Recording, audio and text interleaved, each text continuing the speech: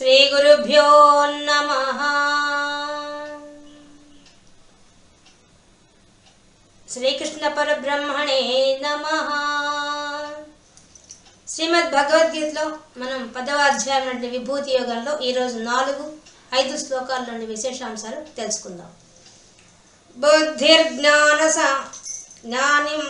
బుద్ధిర్జ్ఞానమసమోహః క్షమా సత్యం దమస్యమః సుఖం దుఃఖం భవో భావః భయం చ భయమేవ చ అహింసా సమతా తుష్టిః తపోదానం యశో యశః భవంతి భావా భూతానాం మత్త ఏవ పృథగ్విధాః.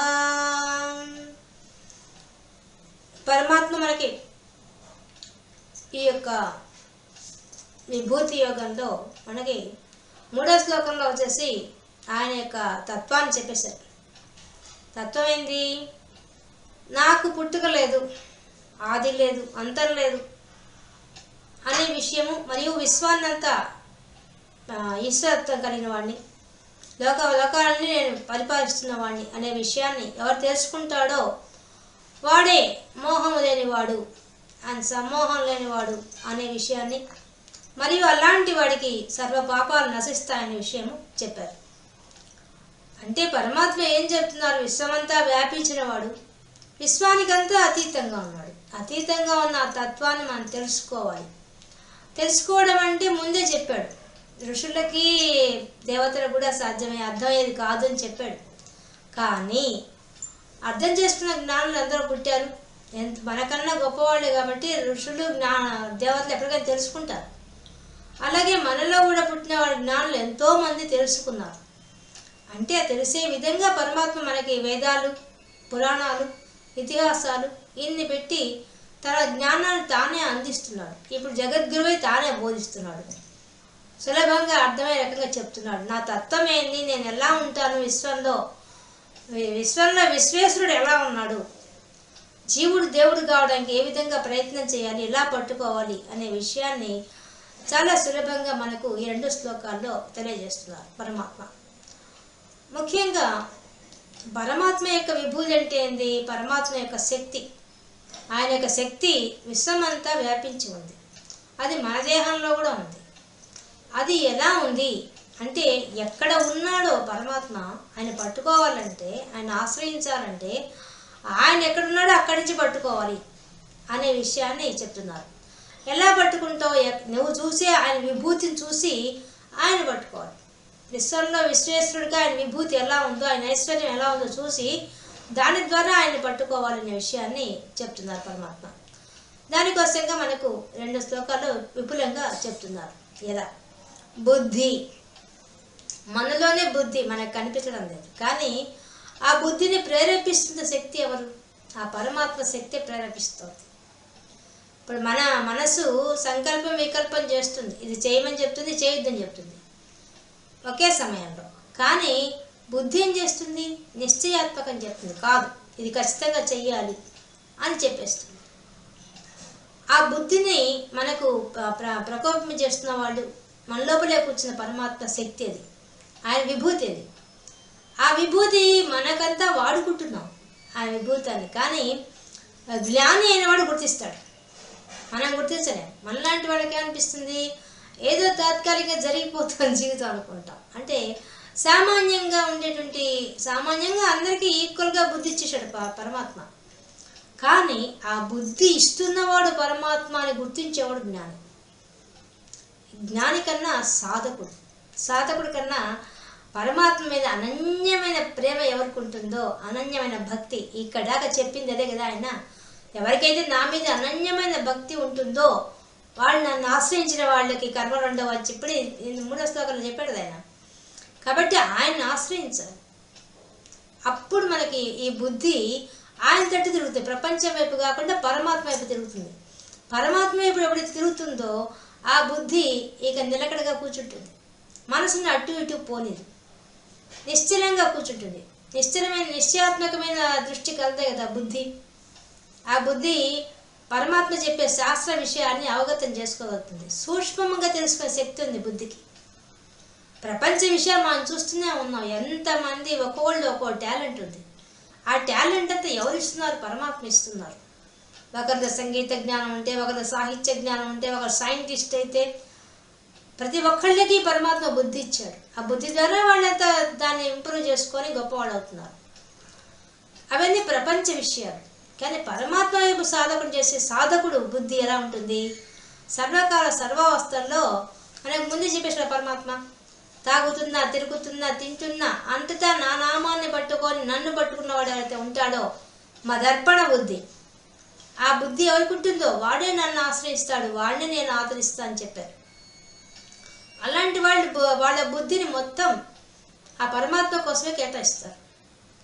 ఒక రోజు 24 గంటలు గడవడానికి వాళ్ళు ఒక రోజంతా కూడా ఆ పరమాత్మ తత్వాన్ని వదిలిపెట్టకుండా పట్టుకుంటారు.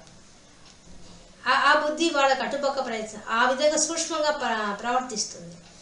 ఎప్పుడైతే బుద్ధి సూక్ష్మంగా గ్రహించడం మొదలుపెట్టిందో, పరమాత్మకు తెలుసుకోవాలనే ఒక గ్రహణ శక్తి పెంచుకున్నాదో, అప్పుడు అది కూడా భగవంతుని యొక్క అనుగ్రహంతో రావాల్సిందే. మనం భగవంతుడిని అడగాలి ప్రతిరోజు. అందుకే కదా ఉదయం నుంచి గాయత్రి మంత్రం చెప్పుకుంటున్నాం. గాయత్రి మంత్రం ఉపాసన చేసేవాళ్ళు. మనకైతే లలితా శాస్త్రంలో గాయత్రి వ్యాహృతి సంధ్యా ద్విజ బృంద నిషేవిత, ఈ నామాలంతా మనల్ని గాయత్రి మంత్రం చేసే సమానంగా చేస్తున్నాయి.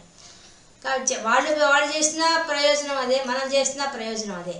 బుద్ధి ప్రేరేపించబడుతుంది. బుద్ధి ఎప్పుడైతే నిలకడగా కూర్చుందో అప్పుడు మనకేమొస్తుంది? తర్వాత పదం చెప్పినవాడు జ్ఞానం వస్తుంది. జ్ఞానం ఏంటి? శాస్త్రాల ద్వారా, గురువుల ద్వారా వాళ్ళు చెప్పిన విషయాన్ని విచారణ చేసే శక్తి వస్తుంది.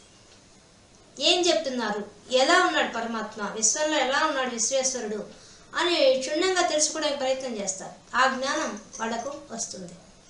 ఎప్పుడైతే అంటే బుద్ధి నిలకడగా ఉంటే వచ్చే ఫలితం ఏంటంటే జ్ఞానం వస్తుంది. జ్ఞానం ఎప్పుడైతే వస్తుందో అసమ్మోహ, మోహం ఉండదు. అంతే కదా. జ్ఞానం వచ్చే కొద్ది ఏం తెలుస్తుంది మనకి? ఈ దేహం అనే భ్రాంతి పోతుంది, ముందు మోహం పోతుంది, ప్రపంచ విషయాల్లో ఉండే మోహం తగ్గుతుంది. బుద్ధి నిలకడగా భగవంతుడే పట్టుకుంది కాబట్టి మనకున్న కోరికలు, ఆశలు అన్నీ కూడా పరమాత్మ వైపు తిప్పేస్తాం. అప్పుడు ప్రపంచం మీద మోహం అనేది తగ్గిపోతుంది, ఆ భ్రాంతి పోతుంది. విశ్వంలో విశ్వేశ్వరుడే ఉన్నాడనే విషయము తెలుసుకోగలుగుతాం. ఇంకా క్షమ, ఇంకా జ్ఞానం వచ్చిందో చెప్పేది ఏమనికి అన్నీ వచ్చేస్తాయి. మోహమే లేకపోతే ఇంకా ఓర్పు వచ్చేస్తుంది. ఎవరు ఏమన్నా కష్టంలో, సుఖంలో, దుఃఖంలో అన్నింటిలో ఓర్చుకునే శక్తి వస్తుంది. అలాంటి శక్తి పరమాత్మ శక్తి. ఆ పరమాత్మ యొక్క విభూతి ఏంటంటే ఇంత గొప్పగా ఉంది. మన బుద్ధి అటు పక్క తిరగాలే కానీ తిరిగితే మనకు జ్ఞానం ఇస్తాడు. ఆ జ్ఞానశక్తి కూడా మనకు అందరికి ఇచ్చేస్తున్నాడు, సహజమైన జ్ఞానం ఇచ్చేస్తున్నాడు. అయితే మనకు పుట్టినప్పుడే పాలు తాగాలని ఎవరు చెప్తున్నారు? సామాన్యంగా ఉండే జ్ఞానం అందరికీ ఉన్నది. కానీ విశేషమైన జ్ఞానాన్ని పరమాత్మ వైపు తిప్పి ఆయన ఇవ్వగలుగుతాడు. ఆ జ్ఞానం వచ్చినది ఏమైపోతుంది? తెలిసిపోతుంది. అశాశ్వతము ఈ జీవితము, ఎవరూ శాశ్వతం కాదు అనే విషయం అర్థమవుతుంది. ఎప్పుడైతే ఈ విషయం అర్థమవుతుందో తెలియకుండానే ఓర్పు వచ్చేస్తుంది.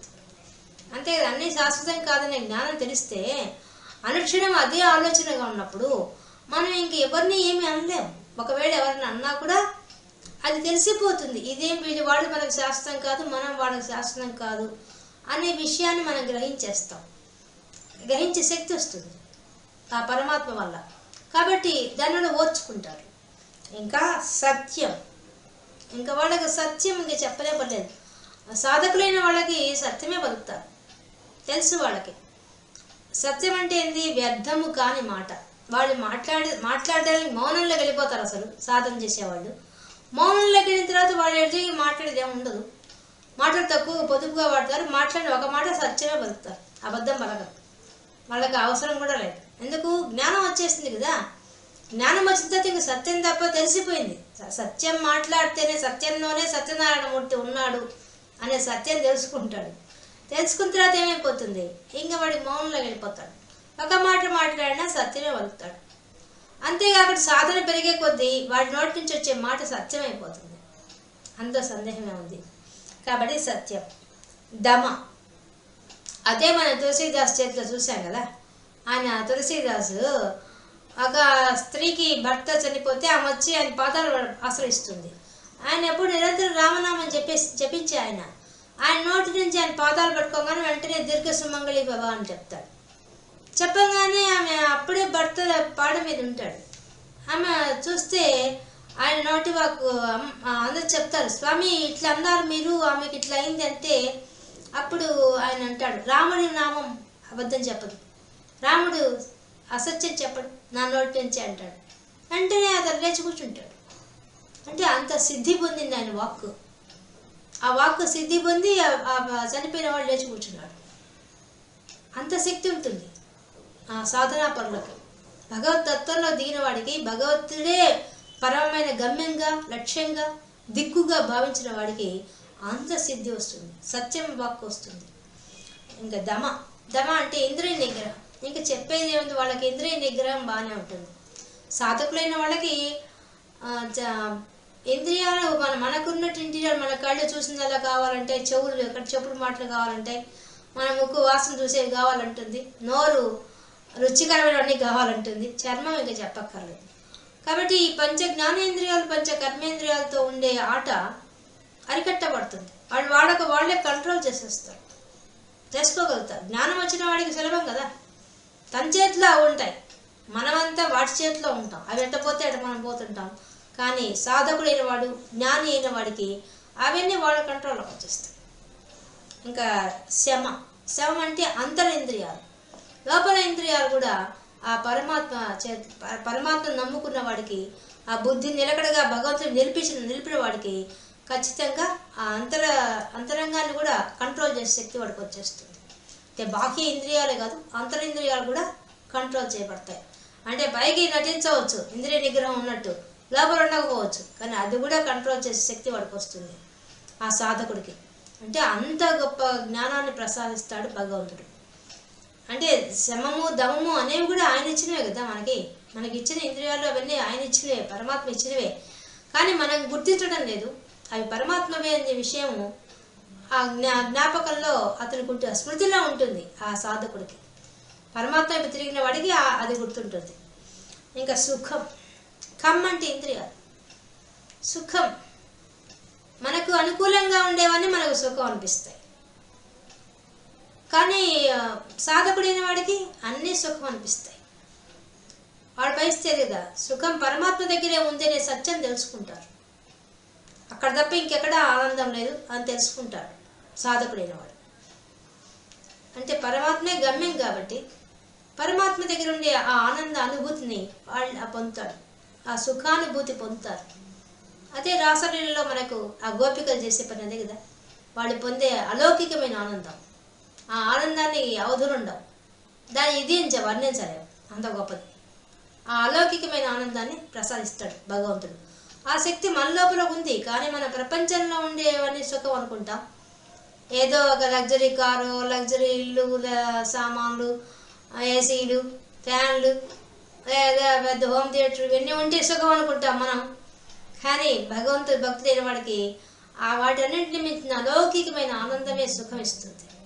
అటువంటి ఆనందాన్ని పొందుతాడు. ప్రపంచంలో లేని ఆనందాన్ని అంతా వాడు పొందుతాడు. ఇంకా దుఃఖము మామూలుగా మనకి అందరికీ ఇవ్వబడింది, సమానంగానే ఇచ్చాడు భగవంతుడు. అది కూడా భగవంతుడికి విభూతే కదా. ఆ దుఃఖం మనకి ప్రపంచ విషయాల్లో మనకు దుఃఖం అనిపిస్తుంది. కానీ అదే దుఃఖాన్ని సాధకుడైన వాడు మార్చుకుంటాడు.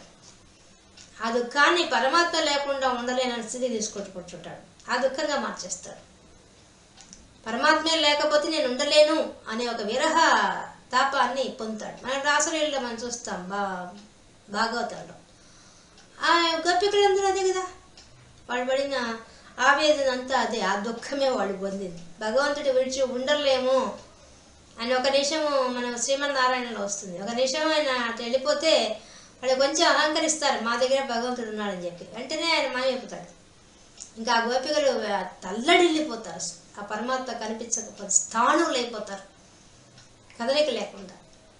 అంతటి విరహ వేదన అనుభవిస్తారు వాడు పరమాత్మ దూరమైన దానికి. కాబట్టి వాళ్ళ భక్తి, వాళ్ళ సాధనా మార్గంలో ఉన్న వాళ్ళ యొక్క భక్తి, ఆ భక్తి పారవస్యంలో వచ్చే దుఃఖం అటువంటి దుఃఖం. ఇంకా ఆభావం. సుఖ దుఃఖాలు ఇవంతా మనిషికి ముందే చెప్పేసరి ఇవంతా మనకు ద్వంద్వాలు అని చెప్పేసి ద్వంద్వాతీత స్థితికి వెళ్ళడమే పరమాత్మ చేరుకోవడానికి. ఈ ద్వంద్వాలు ఉన్నాయి, సాధకుడైన వాడికి ఆ ద్వంద్వాలే ఆసరాగా వెళ్ళిపోతాడు, అందుకొని పోతాడు, పరమాత్మకి అల్లుకుంటాడు. కానీ మనం ప్రపంచంలో సుఖ దుఃఖాల గురించి ఆలోచిస్తూ దుఃఖంలో ఉంటాం. వాళ్ళకు మనకు తేడాది. ఇంకా భావ అభావో, భావము అంటే భవ అంటే పుట్టడం, అభావ అంటే నాశనం, మామూలు అర్థం. ఇంకా మన కలిమిలేములు, సంపద కలిగి ఉండడం, లేకుండా దరిద్రంతో ఉండడం, ఈ రెండు ఉంటాయి విశ్వంలో, మనకు మానవ లోకంలో. కానీ పరమాత్మ వైపు తిరిగినటువంటి భక్తుడికి, బుద్ధి నిలకడగా కూర్చొని జ్ఞానం సంపాదించిన వాడికి అవి వరంగా భావిస్తాడు. అంతే మనం రాఘవేంద్ర స్వామి చేసి చూసాం కదా, ఆయన చరిత్రలో మనకి ఆయన దరిద్రం పడుతుంది. దరిద్రం పడితే ఆయన దాన్ని భగవంతుడి ధ్యాసాలకే వదిలిపెట్టేశాడు, భగవద్ ధ్యానానికే వాడుకున్నాడు ఆ కాలాన్ని అంతా కూడా. అంతేగాని అయ్యో నాకు దరిద్రం వచ్చి ఏడుస్తూ కూర్చోలేదు.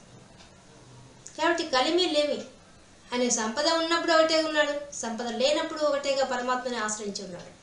అలాంటి వాళ్ళు ఉన్నారు మనకి. అలాగే వాళ్ళు మరణాన్ని జననాన్ని రెండింటి చాలా ఈజీగా తీసేసుకుంటారు సాధకులైన వాళ్ళు. ఎందువల్ల జ్ఞానం వచ్చింది కదా, జ్ఞానం వచ్చినప్పుడు ఏమొస్తుంది, ఇది సహజం.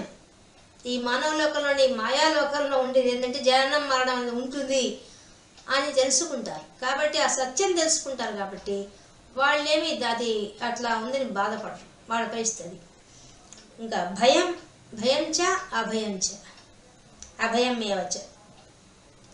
భయం, మనము ప్రపంచ విషయాల్లో ప్రధానికి ఈ ఉద్యోగం వస్తుందా రాదా, పెళ్ళి అవుతుందా కాదా, ఇల్లు కడతామా లేదా, ఈ ఆరోగ్యం ఎలా ఉంటుందో, దీని గురించి భయపడతాం. ప్రపంచంలో పెట్టిందే మనకి, మానవ లోకంలో పెట్టిందే భయం, రోగం, మరణం, ఈ మూడు పెట్టేశారు. ఈ మూడు భయంకరమైనవి మనకి. భయం అనేది అనుక్షణం ఉంటుంది, ఎప్పుడు ఏ ఆపద వస్తుందో భయపడుతూ ఉంటాం మనం. కానీ పరమాత్మను నమ్ముకున్న వాడికి భయం ఉండదు, వాడికి భయం ఉంటుంది. ఏ భయం ఉంటుంది, నేను పరమాత్మకు ఏమైనా ద్రోహం చేసే పని చేస్తానా, పరమాత్మ చెప్పే నియమాలను తప్పుతానా అనే ఒక భయం ఉంటుంది. అంతే తప్ప పరమాత్మ వైపు తిరిగిన వాడికి అంత భయం ఉండదు. ఆ భయం అందుకుంటుంది. భయాన్ని కూడా ఆయన మార్చుకుంటాడు, భగవతత్వానికే మార్చుకుంటాడు. అంత గొప్పవాడు సాధకుడు.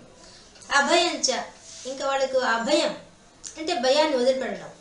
భయాన్ని వదిలిపెట్టేస్తారు. వాళ్ళ ప్రపంచ విషయాల్లో ఉండే భయాలు ఏవి వాళ్ళు పట్టుకో, వాళ్ళు సంసారంలో ఉంటారు, వాళ్ళు మనలాగే బతుకుతుంటారు. కానీ ఆ భయాలు వాళ్ళకేమి ఉండవు, వాళ్ళు దాన్ని జయించేస్తారు.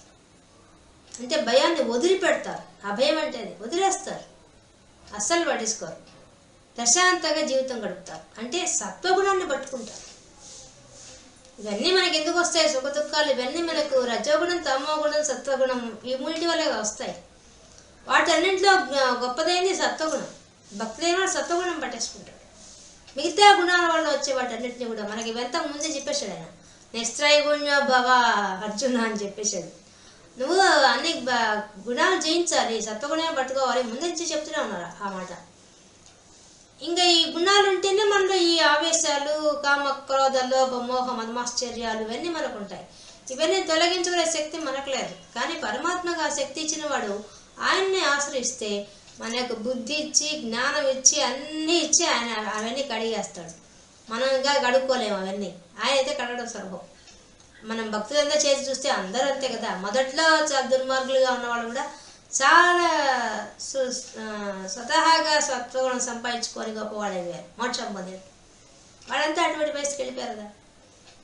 కాబట్టి ఆ పరిస్థితికి రావడానికి కారణం ఏంది, భగవంతుడిని నమ్మడం, అనన్యమైన భక్తి, అది ముఖ్యమైనది. అందుకే ముందు చెప్తున్నాడు, అనన్యమైన భక్తితో ఉండండి అని చెప్తున్నాడు పరమాత్మ. కాబట్టి భయం వదిలిపెట్టేస్తారు సాధకులైన వాళ్ళు.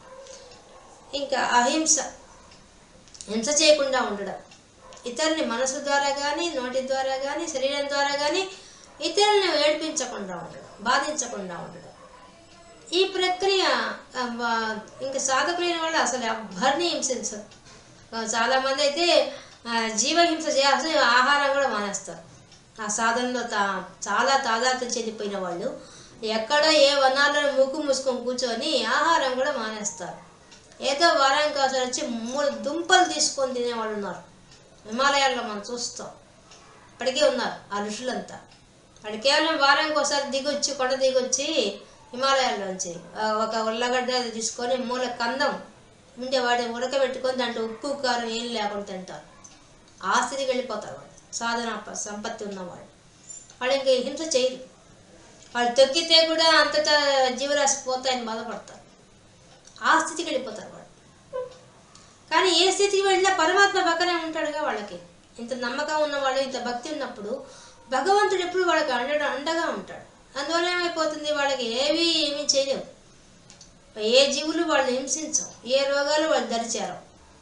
సాధన ఉంది కాబట్టి, సిద్ధి ఉంది కాబట్టి అహింస, సమత, సుఖంలో దుఃఖంలో కూడా సమత్వం ఉంటుంది వాళ్ళకి. ఆ సాధనా మార్గంలో వెళ్ళే వాళ్ళకి సమత్వం ఉంటుంది. అదిగాక అందరినీ సమానంగా చూస్తారు. వాళ్ళకి తెలిసిపోయింది కదా, అందరిలో ఉన్న పరమాత్మ ఉన్నాడు, వ్యాపించి ఉన్నాడు. ఈ సత్యం తెలిసిపోయింది కదా. తెలిసినందువల్ల అందరినీ సమానంగా చూసే దృష్టి వచ్చేస్తుంది. మనం రమణ మహర్షి చూసాం కదా, ఎంత గొప్పవాడైనా ఒకటేగా చూశాడు, ఎంత తక్కువవాడైనా ఒకటే చూశాడు. ఎవరి కష్టాల్లో ఉన్నా ఎట్లా ఉన్నా అందరినీ సమానంగా చూసే శక్తి వాడుకుంటుంది సాధకులైన వాళ్ళకి. ఇంకా తపస్, స్వధర్మాచరణ, తపస్, మళ్ళీ జపాలు, ధ్యానం, ఇవేంత తపశ్శక్తి వాళ్ళకు ఉంటుంది. ఎందుకు, బుద్ధి నిలకడగా కూర్చుందిగా. ఎంతసేపు అయినా తపస్సు చేయగలుగుతారు, ఎన్ని గంటలైనా తపస్సు చేయగలుగుతారు సాధనా సంపత్తిలో ఉన్నవాళ్ళు. ఎందుకంటే జ్ఞానం వచ్చింది కాబట్టి వాళ్ళు చేసే తపస్సు చాలా గొప్పగా ఉంటుంది. మనం చూస్తాం కదా, ఋషుల్లో అందరూ తపస్సు చేసిన వాళ్ళే. వాళ్ళంతా ఆ తపశ్శక్తి ఎక్కడి నుంచి వచ్చింది వాళ్ళకి, ఆ జ్ఞానం వల్ల వచ్చింది వాళ్ళకి. ఆ స్థితికి వెళ్ళిపోయారు వాళ్ళు. కాబట్టి దానం ఇంక చెప్పనే అక్కర్లేదు. డబ్బులు వాళ్ళకి సంపద ఉంటే దానం చేస్తారు. ఈ బుద్ధి పుట్టి భగవంతుడి అనన్యమైన భక్తితో ఉన్న వాళ్ళందరికీ కూడా ఆ జ్ఞానం వల్ల ఏం చేస్తారు, అందరికీ దానం చేస్తారు. వాళ్ళకి ఏదన్నా దానం చేస్తుంటారు. ఏది సమృద్ధిగా ఉంటే దానం చేస్తారు. మన చిరుతుండ నంపి కథ చెప్పుకున్నాం కదా, ఆయన శివభక్తుడు. ఆ శివభక్తుల కోసంగా వర్షం పడితే ఎక్కడ నీళ్ళు లేకపోతే వాళ్ళ ఇంట్లో వచ్చి ఉంటే ఆయన తన పోటీకి పడగలు ఎత్తినవాడే, కానీ ఆ దానం చేయాలి బుద్ధి పుట్టదు. ఎట్ట దానం చేసాడు, పైన కట్టెలన్నీ కాలిపోయినాయి. కాలిపోతే ఆయన గుడ్డల వ్యాపారం చేసేవాడు. అంతా కొత్త గుడ్డలను దానం చేయడం కోసం ఎత్తిపెట్టిన గుడ్డలే తీసుకొచ్చి నిప్పు కట్టెలుగా వాడాడు. కట్టెలు లేకపోతే దాన్ని వంట చేయడానికి వంట చెరుగ్గా వాడుకున్నాడు. చీరలు అంటే భగవంతుడి కోసం కైంకర్యం కోసం తీసిపెట్టిన చీరలు, అమ్మడానికి తీసిపెట్టినవన్నీ అవి తీసుకొచ్చి పెట్టి వంట చేసి పెట్టాడు ఆయన. దాన గుణం అంత గొప్పది వస్తుంది వాళ్ళకి. అంటే వాళ్ళకు ఉన్నదాన్ని అంతా మొత్తం దానం చేయడానికి సిద్ధపడతారు భక్తులైన వాళ్ళు. తెలుసుకుంటారు కదా అందరిలో భగవత్ తత్వం అంది. భగవంతుడు అన్నాన్ని అన్నదానం, జలదానం, విద్యాదానం, ఏ దానం చేసినా కూడా అది భగవంతుడికి చెబుతుంది తెలుసు వాళ్ళకి.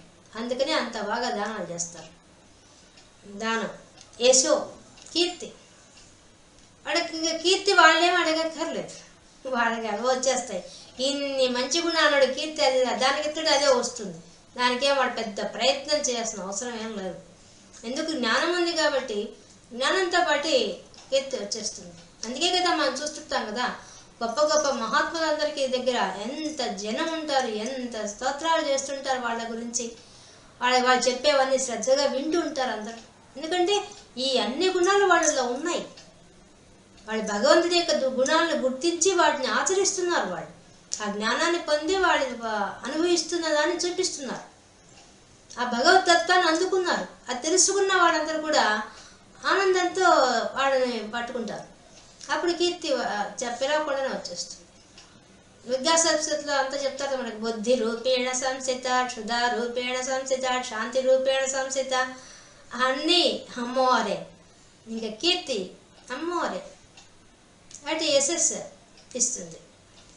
అయసహ అంటే పేరు లేకుండా ఉండడం, అంతేగాని అపకీర్తి కాదు. పేరు లేకపోయినా వాడు హాయిగా ఉంటాడు. వాడు నలుగురు మనుషులు ఉండాలా, నన్ను పొగడాలా, నాకు కీర్తి కావాలా, అవేం కోరుకోడు. వాడు పోయి ఏదో ఏ చెట్టు కింద కూర్చొని హాయిగా భగవద్ ధ్యానంలో కూర్చుంటాడు. జ్ఞానం వచ్చిన వాడు. వాడికి ఏం అవసరం లేదు. నలుగురు మనుషులు వచ్చారా, మెచ్చుకున్నారా లేదా, అవేం అవసరం లేదు. వచ్చినా ఒకటే, రాకపోయినా ఒకటే, రెండు ఒకటేగా తీసుకోగల శక్తి ఆ జ్ఞానంలోకి ఉంటుంది. అంటే ఇదంతా భగవంతుడి యొక్క విభూతి అని వాళ్ళు గుర్తించారు. ఇవన్నీ భగవంతుడి యొక్క లక్షణాలే, ఇవన్నీ మనం తెలుసుకొని ఆచరిస్తున్నారు.